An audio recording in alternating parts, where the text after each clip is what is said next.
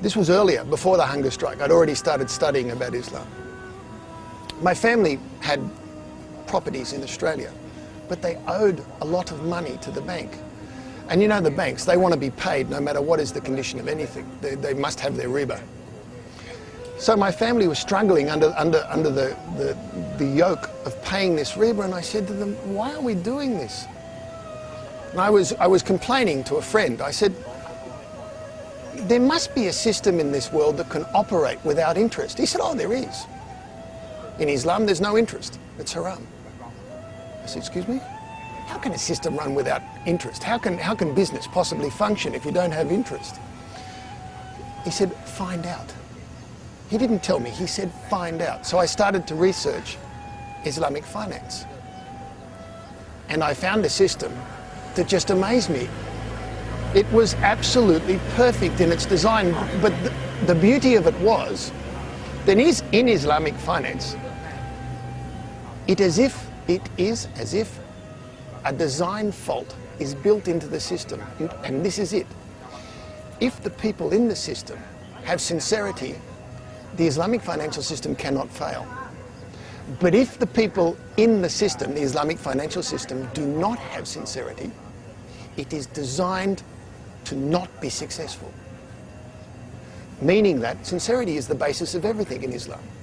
And as soon as I realized that, I thought, Allahu Akbar, if one part of this religion is like this, is so uniformed and so complete, then alhamdulillah, what must the rest of this religion be like? Money in Islam is nothing but a tool. It is not a thing to be possessed in itself. It is a thing that is expected, it's supposed to be put into work for the benefit of the Muslims, for the benefit of the people, not just the Muslims, but all people. Money isn't a thing to be hoarded. It isn't a thing to be, you know, my bank account's bigger than yours. There's absolutely none of that in our religion. So for me, the Islamic financial system is based on trust, is based on sincerity, is not calculated upon interest, and even further than that, if money has been lent to someone, if they are in dire straits, forgive them. Make that your sadaqah, give that, relieve them of that debt for the sake of Allah, subhanahu wa ta'ala. Subhanahu wa ta'ala. That is better for you. And I read this and I thought, this is beautiful. So, you know, money has been such a source of torment and such an area of turmoil in my own family, all since I was a small boy. I'm in here because I was greedy about money. The crime that I committed was about money, not about drugs or anything like that. I wanted the money. So I understood that all of a sudden the importance of the whole concept of money became very small in the bigger picture. And that was a great benefit. And now, I don't think about money at all as such, but I do think about what can be done in business and in life after prison. I was astonished to hear, not only is it a major sin, but the Rasul put it at such a magnitude that it was akin to having sex with members of your own family. Allahu Akbar, this is very serious. So if riba is painted as that bad, then we must pay attention. We must pay attention for the Rasul sallallahu alaihi wasallam to put so much emphasis on this matter. Then so should we. But riba is not just about money. Even there's an example of dates in the hadith. There was an example of dates. Dates were inferior quality were traded for superior quality dates in the time of the Sahaba, and that was totally haram also. So it changes your entire thinking process about business and about the way you conduct yourself in business. And I think, inshallah, everything can be tabligh. Everything can be dawah.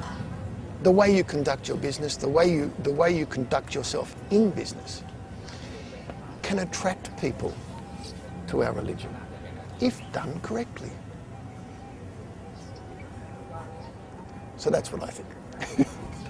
One of the things I liked was in the second surah, verse 275. They will tell you that riba is like, that the trade is like riba, but it's not, because trade is halal and riba is not.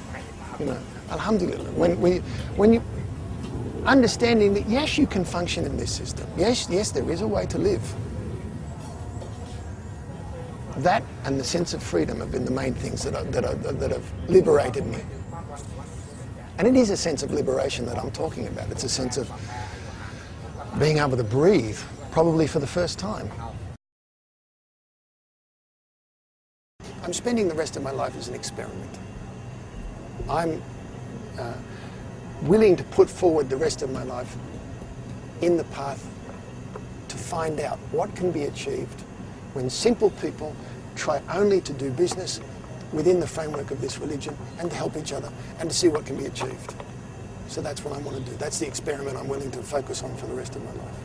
Success or not success, I can only make the intention. Only Allah decides what is successful and what is not. As I said, I originally started studying Islam because one man said, no, there is a system that doesn't have riba. It was an offhand comment. Eventually it led to me becoming a Muslim. Alhamdulillah. One offhand, what if he hadn't made that comment? I think about that sometimes. I'd be very sad if I'd be dead.